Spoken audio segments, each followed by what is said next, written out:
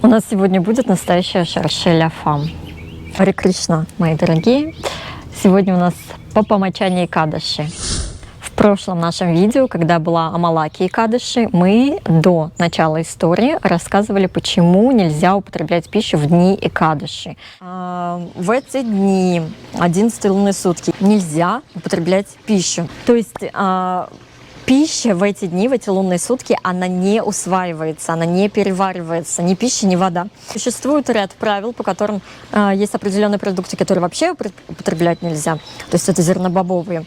Любое употребление пищи в эти дни, кроме просада, естественно, не усваивается вашим организмом. И, соответственно, образовывает самы, потом различные болезни появляются. В начале Папамачани Экадаши мы поговорим с вами вот про что. Вы знаете, что у нас в мире сейчас информационный поток. И вы знаете, как информация искажается в пространстве и не доходит в стопроцентном чистом виде. Сейчас очень много людей, они воспринимают дни Экадаши как нечто волшебное, как будто в дни Экадаши исполнятся все их желания, они исцелятся, станут богатыми и так далее. Нет, Экадаши совершенно не про это. Дни Экадаши — это для того, чтобы мы славили верховную личность Бога. Эти дни даются нам, чтобы мы думали о том, как нам здесь плохо в этом мире, потому что, вы знаете, наш мир, он находится между высшими планетами и низшими планетами. Мир страданий, мир удовольствий, мир материальной жизни, мир материальных благ. Наша планета. Потому что, возможно, кто-то не знал, но это не наш родной дом. То есть у нас есть на высших планетах свой родной дом, у нас есть настоящие родители. То есть здесь земные родители, они не наши настоящие. Это просто люди, которые с прошлых жизней какой-то имели контакт с нами, взаимодействие, и сейчас они стали просто нашими родителями. Это совершенно сторонние души, так сказать. Вот. А у нас есть настоящие родители, у нас есть настоящий дом, у нас есть настоящая спальня, настоящая кровать, наши настоящие одежды, наши настоящие украшения, наши настоящие наряды. Вот здесь мы просто этим всем пользуемся временно, точно так же, как и мы используем наше тело. Это временно, и оно, естественно, состарится и превратится опять в 5 элементов. И в следующий раз мы, возможно, получим новое тело, и наше тело будет зависеть от того, какие мы поступки совершаем в этой жизни. То есть если мы совершаем хорошие поступки, у нас будет очень хорошее тело с прекрасным здоровьем. Если мы совершаем гнусные поступки по отношению не только к людям, но и к самим себе, и к животным, и к миру, к окружающей среде, то, естественно, мы не получим хорошее, красивое тело. Чем дальше мы будем жить, тем больше мы будем наблюдать различные увечья, различные уродства, которые происходят в мире с людьми, с животными. И я не помню историю, это было в Шримад Бхагаватам, по-моему, это было в первой песне. Там был один великий воин, он сражался сотни тысяч лет, он сражался без остановки, днем, ночью, просто сражался с врагами, с демонами. И однажды ему позволил отдохнуть, он пошел в пещеру и уснул. И он отдыхал очень много лет, потому что столько же сражался, он был очень уставший. И он спал, и однажды кто-то его пришел и разбудил. Он был в гневе, когда очнулся. Он увидел людей, которые были вокруг него. Он увидел их и сказал: «Пигмеи». «Пигмеи», он сказал. И он понял, что он проснулся в другую югу, потому что в предыдущую югу люди были высокие, а уже в следующую югу, вы знаете, идет деградация, люди становятся меньше ростом и не такие красивые, как в предыдущих югах, естественно. Вот. И, естественно, не такие красивые, как люди, как на высших планетах, потому что там красота в сотни раз, в десятки раз, в сотни раз на некоторых планетах. А если мы возьмем здесь самого красивого человека на нашей планете, то там красота будет в десятки, в сотни раз красивее, чем здесь. Вот. И он сказал пигмеи, потому что люди были очень низкого роста. Вот, то есть это вот наш признак нашей Кали-юги, низкорослые люди. И дальше будет, естественно, все хуже, и потом уже, когда пройдет много-много лет, а люди будут, естественно, деградировать, никакие технологии не помогут, компьютерные, чат GPT не поможет, конечно же, а люди, там есть описание, что люди будут выглядеть настолько страшными, что у них будут очень маленькие подбородки, очень узкие, большие головы, не будет волос. В общем, когда читаешь это описание, то на ум сразу приходят ассоциации из «Властелина кольца», вот этот вот, не знаю, как его назвать, зловещий персонаж, который говорил моя прелесть» вот с этим кольцом. Вот люди так вот будут выглядеть, и они будут думать, что они красивые, и женщины, и мужчины. И они будут думать, я красавица, мой муж красавец, будут жить в пещерах. И вот так вот вести себя. Вот поэтому нужно думать о том, как в благости провести дни Экадаши, чтобы Шри Кришна смилостивился над нами и забрал нас обратно к себе, в наш дом, к нашим родителям. Когда наши желания исполняются, мы думаем, что мы такие счастливые, самые счастливые люди на свете, наше желание исполнилось. Но спустя какое-то время мы понимаем, что это желание, исполнившееся, оборачивается для нас просто иногда какой-то катастрофой или бедой. Это естественный процесс, так и происходит. Все наши желания, они созданы для того, чтобы мы их в один прекрасный момент получили. Во-первых, чтобы мы пострадали, когда мы их не имеем, а затем разочаровались. Существует множество примеров, когда желания, они оборачиваются просто в какую-то катастрофу. Не нужно слишком упорствовать в силу, в сторону желаний и думать о том, что если ваше желание исполнится, то ваша жизнь поменяется кардинально, и вы превратитесь из одного человека, мимикрируете в другого абсолютно человека с новой жизнью. Нет, это будет только временно, либо это будет имитация счастья, имитация успеха. Ровно такая имитация, она происходит сейчас у нас в социальных сетях, в частности в Инстаграм. Все знают, что там происходит лишь имитация счастья и успеха. На самом деле внутренняя сторона, обратная сторона, так сказать, медали, она совершенно другая. Если в вашей судьбе, в вашем гороскопе, в карте рождения сказано, что у вас будет это и это, оно у вас будет. Если сказано, что не будет, оно у вас, как бы вы ни старались в этой жизни, возможно, будет, возможно, не будет, я не могу гарантировать, я не Парашарамуни. Вот, поэтому просто нужно фокусироваться на том, что мы имеем сейчас в жизни, и стремиться на следующий шаг, на следующий шаг, на следующий шаг. То есть не фанатеть от своих желаний, не страдать, не сожалеть, не плакать, не горевать, что они по какой-то причине не исполняются.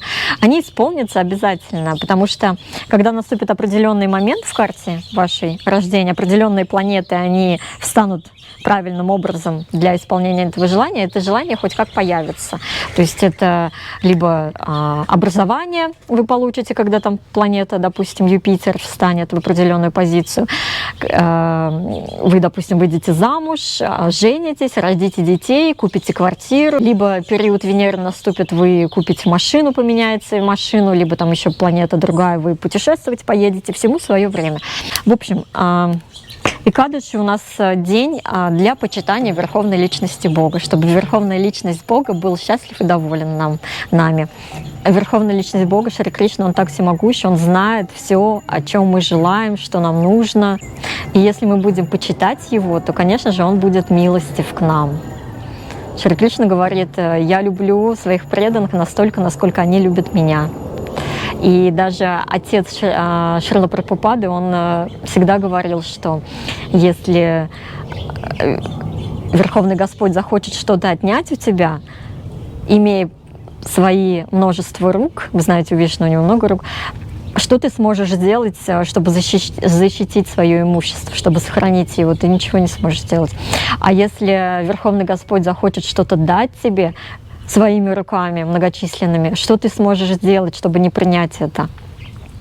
Поэтому нужно быть умными и думать о том, для чего каждый день предназначен. Экадаши — это не то время, когда мы загадываем желания и думаем о своих личных выгодах, о своем личном материальном благосостоянии, либо даже о своем здоровье. Экадыши — это у нас дни, когда мы воспеваем и славим Господа для того, чтобы получить Его милость. Еще хочу сказать про желание. Мы не будем никогда счастливы от исполнения желаний, от желаний, от самих желаний. Вообще слово «желание» — это как синоним страдания, равно страдания даже. Вот. А мы будем счастливы только тогда, когда у нас отсутствует желание, то есть когда мы не желаем, когда мы на том уровне ничего не желаем, когда мы полностью удовлетворены, когда полностью satisfaction. А бывает такое, что мы ничего не желаем не потому, что мы удовлетворены, а наоборот, потому что у нас нету праны, нету энергетической силы. Бывают такие ситуации. И поэтому говорится, что у мужчины, у него Солнце преобладает, главная планета, да, так сказать, в гороскопе, и он постоянно зажигается. А у женщины, у нее Луна преобладает, и она постоянно приходит то полнолуние, то новолуние, то приливы, то отливы. В общем, женщина такая непостоянная. В течение целого месяца она может вести себя по-разному. И когда мужчина там спрашивает, что с тобой не так, не надо вообще женщину спрашивать, что с ней не так. Она просто женщина. Если ты видишь женщину, с ней обязательно будет что-то не так, потому что Луна так влияет. Вот сегодня я желаю весь мир, завтра я вообще ничего не хочу. Это женская энергетика, женская, так сказать, лунная энергетика. На женщину так влияет все. И кто страдает больше всех в нашем мире, это подростки, потому что у них есть желание, куча желаний, а возможностей нету ничего сделать. И вот они страдают от этого. Там уже взрослые люди, когда они собираются ехать в какое-то путешествие, они там видят свой бюджет, они думают, так, ну в этом месяце не поеду в следующем. А у подростка вообще такого нет. Он постоянно зависит там от родителей, от кого-то еще, и он желает и понимает, что нифига. Пока что никак. Вот. Поэтому быть не подростком — такое счастье, когда ты сам себе, можно сказать, принадлежишь. Но, понятное дело, от нас не все зависит, потому что есть высшие силы, есть верховная личность Бога, и поэтому, если ты под крылом божественной силы, божественной энергетики, у тебя будет все проходить в жизни намного глаже и ровнее, без вот этих вот стрессов ни в какой сфере жизни. Потому что, по сути, преданных их не волнует ничего. То есть все сферы жизни, когда там вот эти вот делают карты желаний, вот эти вот там круги, цели жизни, у преданных, у них все это в размытом фоне, потому что у них есть только на зуме, на фокусе у них только Шри Кришна. То есть ты его почитаешь, он тебе дает мудрость, знания, силы, энергию, он тебе дает правильных людей, он тебе дает правильные мысли, правильные желания, правильные цели.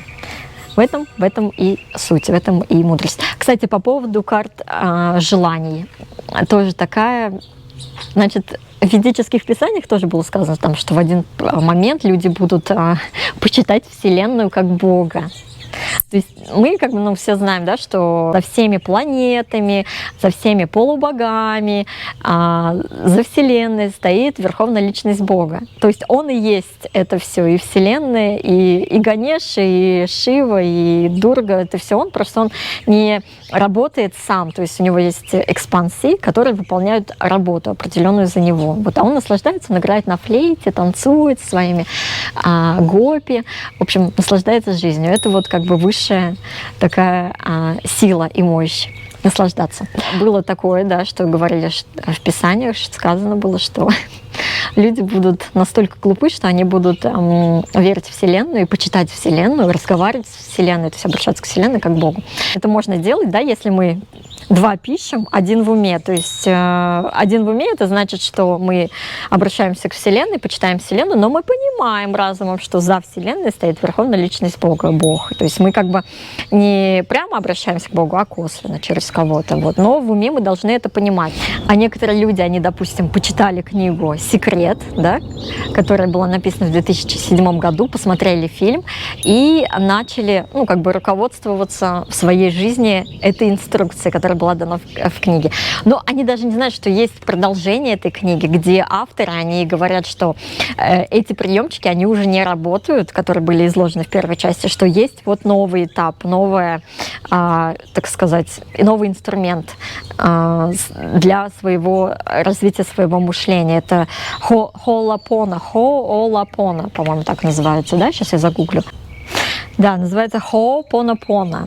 Гавайская, так сказать, молитва. По сути сказано, что если ты поймешь Веды, то ты поймешь все религии.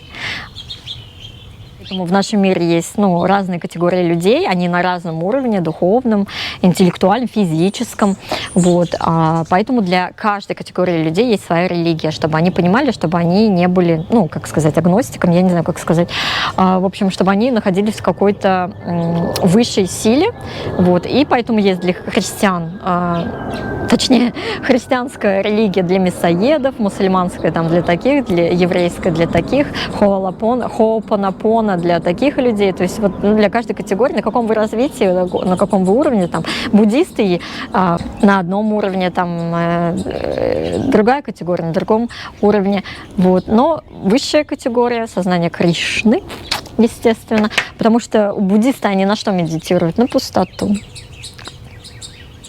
Вот. А мы на что медитируем? Мы на прекрасные лотосные стопы Шри Кришны медитируем и получаем удовольствие. А буддисты, они получают просто расслабление, нирвану хотят достичь. Куда приятнее медитировать на прекрасного Кришну, на его лилы, на его прошлое время, на его детские игры, чем на пустоту. Вот какой толк медитировать на пустоту, чтобы достичь нирвану и что? Теперь будем говорить про непосредственно Папамачани Экадаши. Суть нашей сегодняшней встречи. На самом деле мне нравятся вот эти истории Экадаши, где идет взаимоотношения между мужчиной и женщиной. Здесь очень хорошо можно наблюдать суть явлений, которые происходили в предыдущей юге, потому что Шри Кришна, он рассказывал эту историю в Двапара-югу. То есть мы сейчас живем в Кали-югу. Эта история была рассказана в Двапара-югу. Сама история проходила в предыдущей юге. То есть история очень интересная, потому что это история про мужчину и про женщину. Самые наши распространенные болезненные темы, потому что люди так и не научились находить общий язык между друг другом. Между полами, я имею в виду. Сейчас я немножечко опишу историю, как она была, а потом прочитаю текст, потому что во время текста, священный текст, мы понимаем, прерываться нельзя, там какие-то вставлять комментарии и так далее, не очень хорошо. Поэтому мы сейчас все это опишем до этого, до самой истории, а потом мы уже послушаем историю и сделаем выводы для себя, как мы себя ведем. Вот, потому что, я говорю, ничего не изменилось, все практически происходит то же самое и в наши дни сейчас. Ситуация. В нашей жизни происходит практически то же самое. Значит, история такова, что был один брахман, великий брахман, он совершал много покаяний, много аскез, он был очень благочестивый, он не имел контакта с женщинами, потому что брахманам, монахам им нельзя общаться с женщинами. У меня даже есть небольшая цитатка, я сейчас зачитаю ее. Значит, общение с женщиной так сильно, что мужчина забывает время, энергию, имущество и даже самого себя. Как сказано в Нити Шастре, «Стрия чаритрам пурушасья бхабьям дайво виджанати кито манушьях». Даже полубоги не могут предсказать поведение женщины и не могут понять будущее человека, предопределенное его судьбой. Согласно Ягьякамуни, тот брахмачари, кто стремится к духовной жизни, должен оставить всякое общение с женщиной, в том числе не должен думать о ней, видеть ее, говорить с ней в уединенном месте, принимать служение от нее и иметь с ней сексуальное общение. То есть это наставление для тех, кто принял путь духовности и стал монахом, так сказать, стал брамачарьи. Значит, что происходит в нашей ситуации? У нас был великий Брамачарья, который много-много лет совершал различные покаяния, различные аскезы, и в одно мгновение что произошло? В лесу, в прекрасном лесу, танцовщицы, женщины, они, так сказать, симпатизировали ему, то есть он им нравился, не знаю, своей мужественностью, своей мудростью, своей аскетичностью, вот, и они все, ну, как бы, находили его таким благочестивым, таким хорошим, он всем им нравился. И одна дама, получается, одна танцовщица, ее имя Маджу. Во-первых, его имя сразу, давайте познакомимся. Его имя Медхави. То есть тянутся средняя А буква, средняя, и последняя И. Медхави. Как-то так, Медхави. Ладно. И ее звали, получается, Манджукхоша и Медхави. В общем, Медхави был в лесу, Манджукхоша испытывала к нему симпатию, но не просто симпатию, она, можно сказать, вожделела им. Она не подходила к нему, она не разговаривала с ним. То есть она, ну, как бы сторонилась, держала дистанцию, потому что она понимала, что, блин, у него там такая мощь, он просто посмотрит на нее и испепелит ее своим взглядом, если ему что-то не понравится, если она там как-то его побеспокоит в его аскезу. Вот, и она как бы просто в своих мыслях вожделела им. Но случилось такое, что в один момент они оказались неподалеку друг от друга. И что же происходит у нас? Сошлись звезды таким образом, что Медхави и Манджукхоша, они оказались в одном лесу. Она там в своих мыслях хотела его как-то привлечь своими песнопениями. Она играла на... В общем, она еще намазалась сандаловой пастой, чтобы от нее шел такой обворожительный аромат, так сказать. А он не обращал, естественно, на нее внимания никакого. Она, во-первых, далеко от него даже была. И эта история, она могла бы не развиться. То есть Манджукхоша, она могла бы встретить другого музыканта, Хара, и жить с ним счастливо и долго.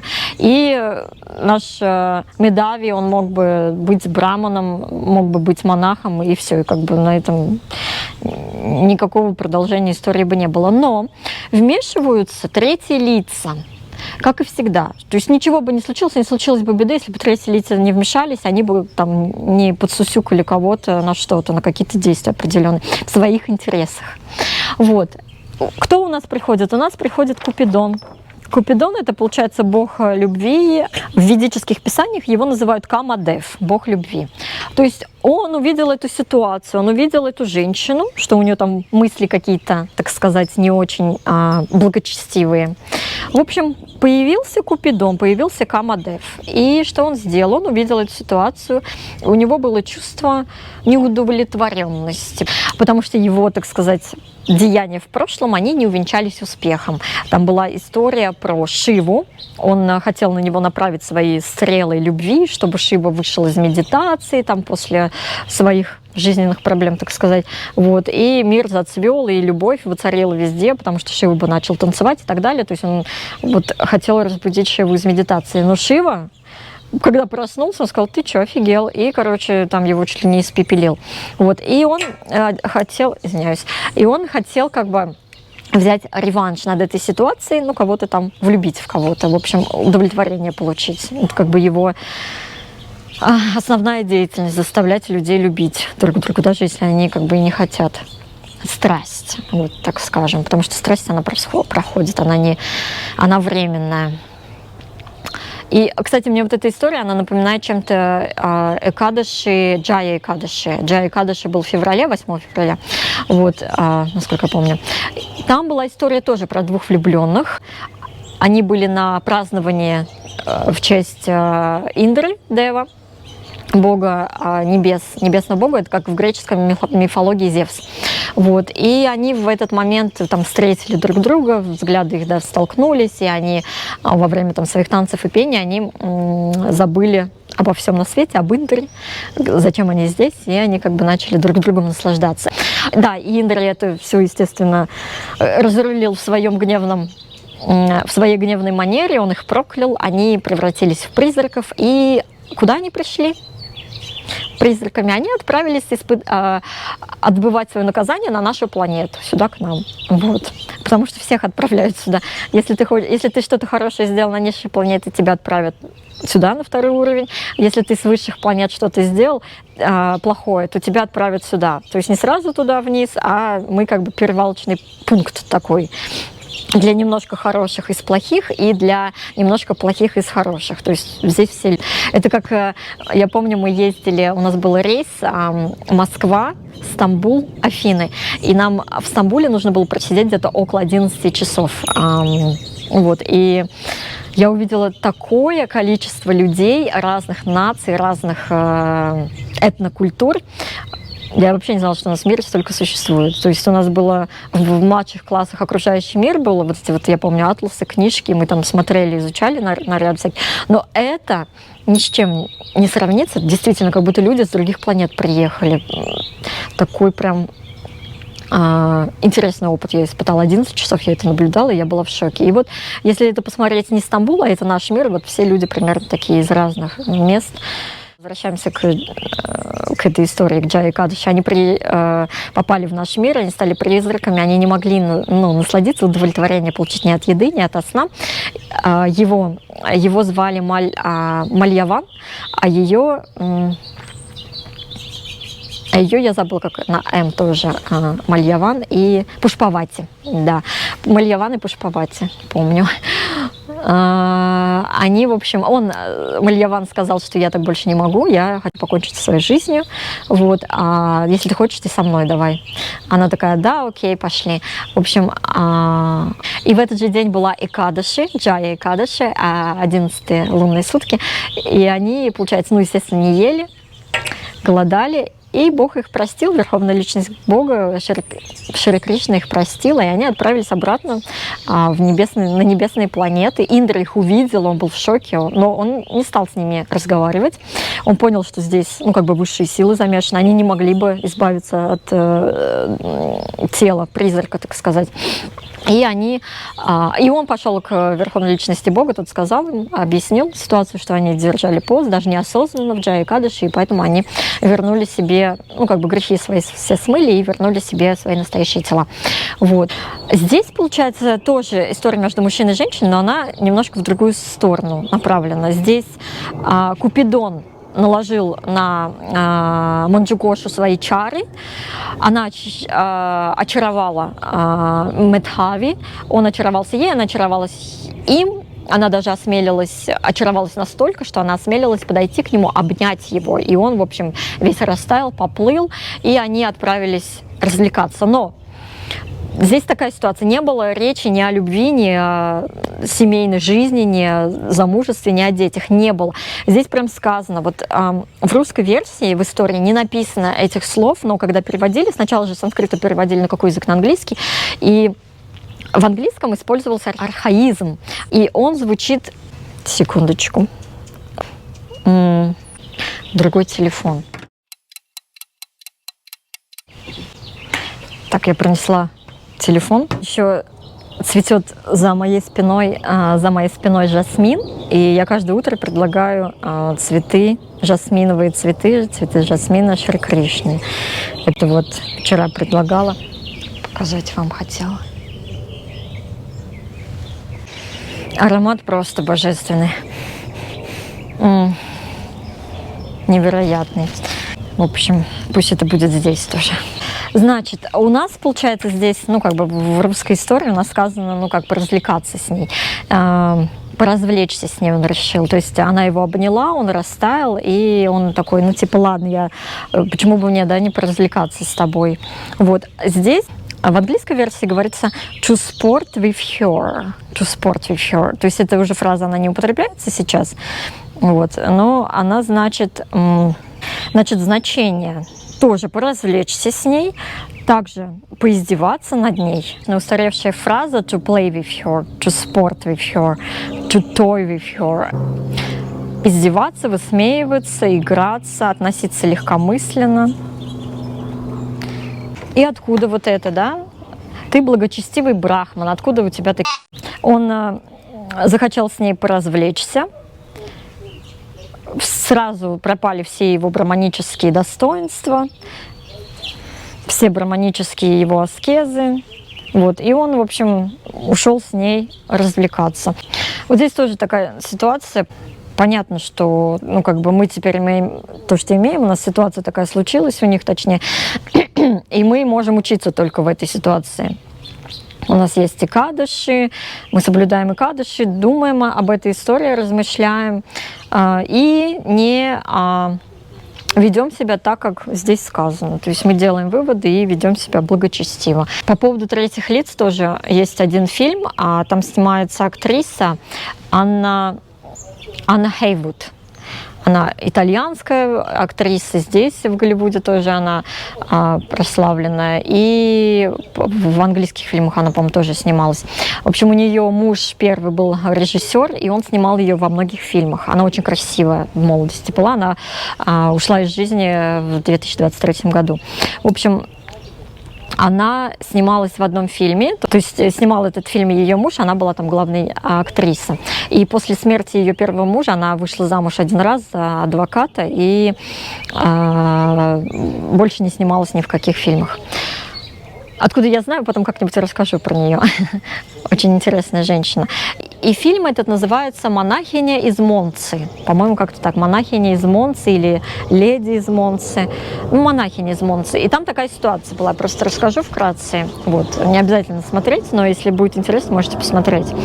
Получается, там был монастырь, она была монахиней. И она была действительно благочестивой монахиней, в отличие от тех, кто был рядом с ней. Другие монахини, так сказать, потому что все те другие монахини, они спали с пастором, ну, с святым отцом, там, как это называется. Вот. Причем это был монастырь для женщин, а он приходил из другого монастыря с ними развлекаться. В общем, он там был со всеми с ними спал. И их гложило то, что она такая святая, она такая правильная, а они все грешницы. И они, в общем, сговорились однажды. Они заперли ее в одной комнате, и там был, получается, один солдат военный, он Дон Жуан был, Ловелас, и тоже со всеми там имел интимную близость с монахинями и просто там с женщинами. И он скрывался в этом монастыре, потому что в монастырь как бы не придут военные искать его. И, в общем, он там прятался. Они, в общем, закрыли ее в одной комнате с ним и... Подождите, я даже не помню, как там было. Там, в общем, такая, ну, жуткая ситуация, жуткая картина. Вот поэтому я говорю, как бы, если такое желание не возникает смотреть, не смотрите, лучше не смотреть. А если возникает интересно стало, то посмотрите. В общем, они с ней, ну, сделали так, ну, как бы надругались над ней, монахини. И она потом с ним, ну, как влюбилась в него, в этого Ловеласа молодого, забеременела от него. И потом, когда узнали, там была казнь. То есть это, ну, как бы запрещено, она же монахиня. Ее казнили. Ну, как казнили, не на смертный приговор, а был суд, и ее отправили в... ну, темницу, так сказать. История основана на реальных событиях. Это Европа, Средневековье. Вот. И чем интересна эта ситуация? Тем, что через 10 лет они замуровали ее, то есть там стена была. Через 10 лет они открыли эту стену, разбили ее, а ее там не было. Вот, то есть, ну, как говорится, что ну, невозможно было никому к ней подобраться, и внутри не было никаких... каких-то подкопов, каких-то там еще ходов, и стена была целая. В общем, ну, как бы сказали, что она святая, что там ее как-то Бог спас, и она как бы святая. Вот. Но ситуация, конечно, дикая. То есть тоже третьи лица, видите, из-за своей неудовлетворенности они пытаются такие вещи чудовищные творить с людьми, с судьбами людей, я бы даже так сказала. Вот. Но это все Божьи планы. На самом деле, все, что с нами случается, все это Божьи планы. Но мы должны быть разумны тоже. Не сходить, конечно, с курса. Если мы выбрали какой-то курс, нужно двигаться этим курсом, если вы уверены, что этот курс правильный. Вот. Дальше, значит, что происходит? Они поразвлекались там. Она уже, я не знаю, там либо чары Купидону спали, либо еще что-то, но, в общем, она не увидела уже в нем, она не видела в нем вот этих вот благочестивых качеств, вот этого аскетичного брамана. Вот. И она решила уйти, вернуться домой. Она говорит, я хочу домой. Он говорит, с чего бы это? Оставайся. Она боялась его. Он еще все еще, наверное, обладал вот этими качествами, которые он наработал в процессе всей своей жизни. И он мог там открыть свой третий глаз и просто испепелить ее или еще что-то, когда разгневал себя. В итоге она осталась с ним почти на 60 лет. Ровная цифра 50. На 57 лет, 9 месяцев и 3 дня она осталась с ним. В итоге она потом ему сказала, она говорит, ну сколько можно, отпусти меня домой, мы с тобой так долго, ты уже счет времени потерял. Он очнулся, он пришел в себя, он начал ее оскорблять. Он говорит, ты во всем виновата, это ты меня соблазнила, ты. Причем я несколько историй читала, во всех историях так описывают, вот просто любят, наверное, переводить так вот эти вот слова, просто и мошенница, и развратница, и грешница. Ну, в общем, все слова, все это шарше ля фам, так сказать, во всем винят женщину всегда. Так и будет. Так было, так есть, и так и будет. В общем, такая ситуация. Он ее проклял, чтобы она была пешачей, злым духом. Потом она начала как бы с ним разговаривать, объяснять ему, за что, спрашивать. Я так тебе служила, я тебя так ублажала. В общем, он немножечко успокоился и говорит, уже сделать ничего не могу. Я не знаю, у него там то ли потратил, наверное, все свои браманические аскезами набранные силы, энергию на то, чтобы проклясть ее. А как вернуть ее обратно, может быть, он бы и захотел, но уже, наверное, не мог. Я так понимаю. Вот. И он ей говорит, что один способ у тебя есть вернуть свое тело, вернуть, это держать пост в Экадыши, по помочании Экадыши. Вот он наступает тогда-то, тогда-то, вот держи пост, и твои грехи будут прощены. Вот. И он вернулся. А что было дальше? Мы сейчас с вами прочитаем. Этот Экадыши связан с понятием кармы. Закон кармы прост и неумолим. Что посеешь, то и пожнешь. Настоящее – это следствие прошлого и причина будущего. Если человек не удовлетворен своим настоящим, он должен понимать, что такое положение – результат его деятельности в прошлом, и его можно изменить благочестивыми поступками.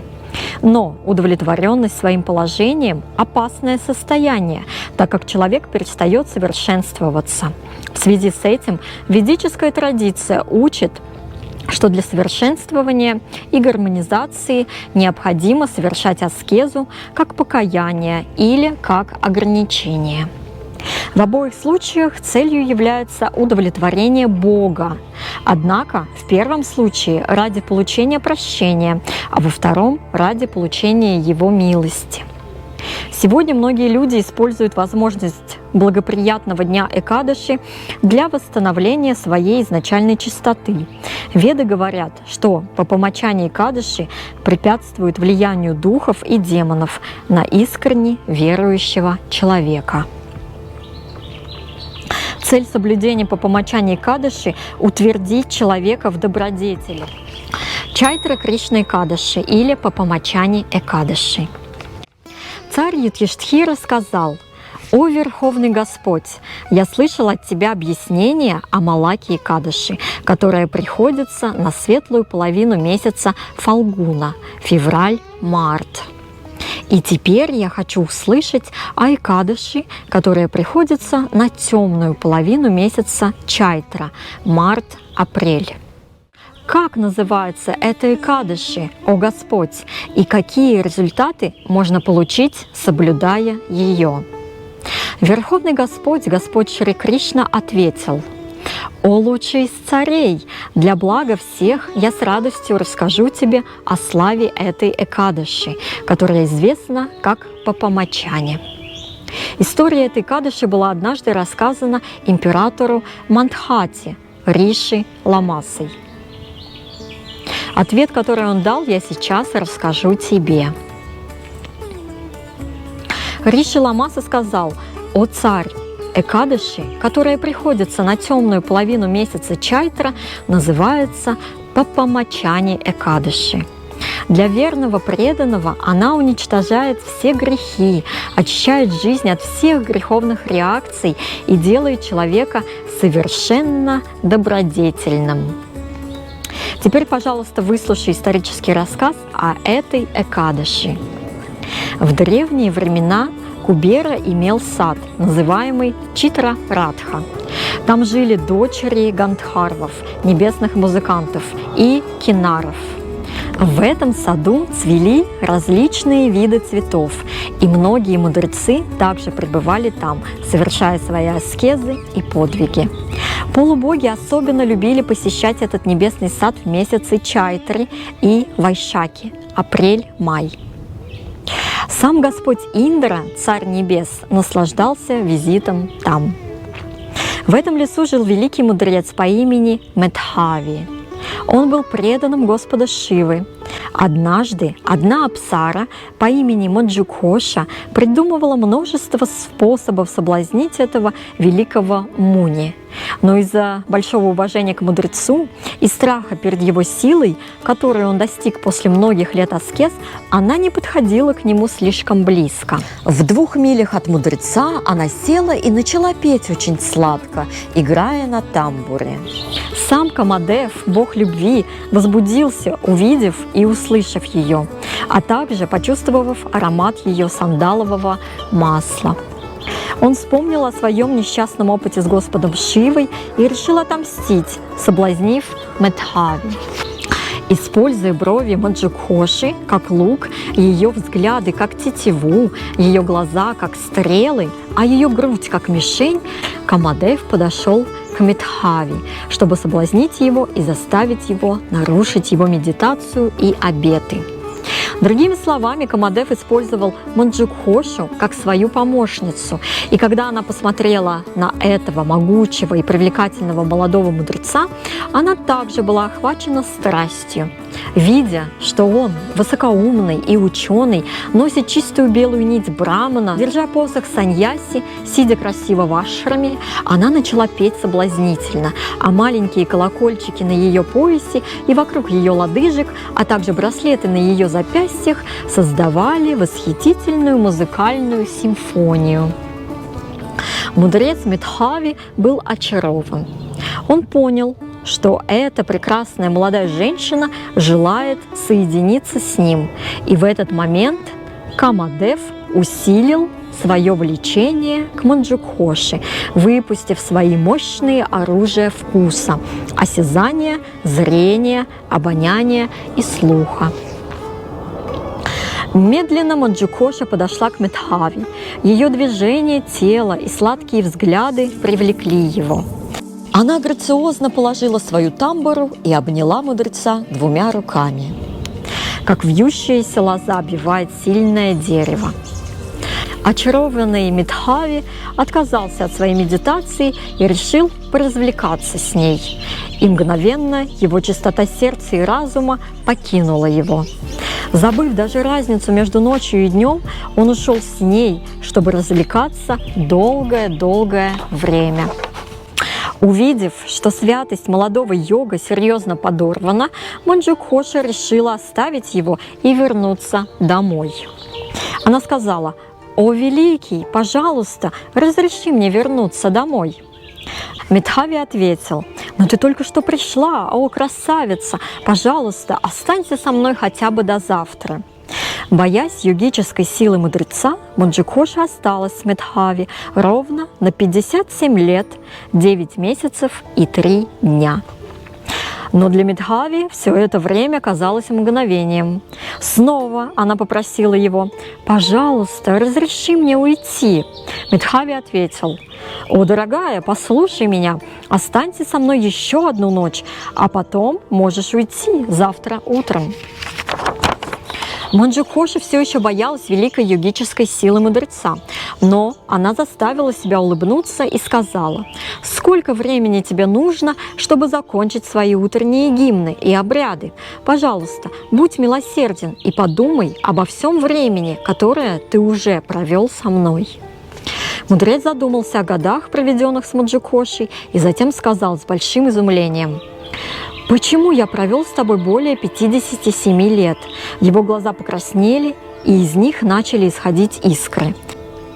Теперь он считал Манджукошу олицетворением смерти и разрушителем его духовной жизни. «Ты злая женщина! Ты превратила все тяжело заработанные результаты моих аскез в пепел!» Трепеща от гнева, он проклял Манджукошу. «О грешная, о жестокосердечная, о падшая женщина, ты знаешь только грех! Пусть тебя постигнет ужасная доля! О злодейка, я проклинаю тебя стать зловещим бесом, пешачий!» Проклятая мудрецом Мидхави, прекрасная Манджукоша смиренно умоляла его: «О лучший из браманов, пожалуйста, будь милосерден ко мне и отмени свое проклятие. Я была с тобой 57 лет. О господин, пожалуйста, будь добр ко мне». Мидхави Муни ответил: «О, мягкая леди, что я могу сделать? Ты разрушила все мои аскезы, но даже несмотря на это, я скажу тебе способ, как ты можешь освободиться от моего гнева». В темную половину месяца Чайтра есть священные Экадаши, которая уничтожает все грехи. Она называется Папамачани. О, прекрасная! И тот, кто постится в этот священный день, полностью освобождается от необходимости рождаться в каком-либо демоническом облике. С этими словами мудрец сразу же отправился в ашрам своего отца. Увидев его, Чайвана Муни сказал: «О, сын, действуя незаконно, ты растратил богатство своих аскез и подвигов». Мидхави ответил: «Отец, пожалуйста, открой мне, какое искупление я должен совершить, чтобы очиститься от отвратительного греха, который я совершил, тайно общаясь с танцовщицей Манджукошей». Чайвана Муни ответил: «Дорогой сын, ты должен поститься на Папамачани Экадаши, который выпадает на темную половину месяца Чайтра. Она уничтожает все грехи, неважно, насколько они тяжкие». Мидхави последовал совету своего отца и постился на Папамачани Экадаши. Таким образом, все его грехи были уничтожены, и он снова наполнился благими заслугами. Точно так же Манджукоша соблюдала тот же пост и освободилась от проклятия пешачей. Вернувшись на небесные сферы, она также вернулась на свое прежнее положение. Риши Ламаса продолжил: «Таким образом, о царь, великое благо от поста на Папамачани Экадаши заключается в том, что тот, кто соблюдает его с верой и преданностью, уничтожает все свои грехи. Кто читает или слушает о Папамачани Экадаши, получает те же заслуги, что и если бы он пожертвовал 1000 коров на благотворительность, а также аннулирует грехи, совершенные им при убийстве брамана, убийстве эмбриона при аборте, употреблении алкоголя и осквернении ложа своего гуру с его женой, а также и других подобных грехах.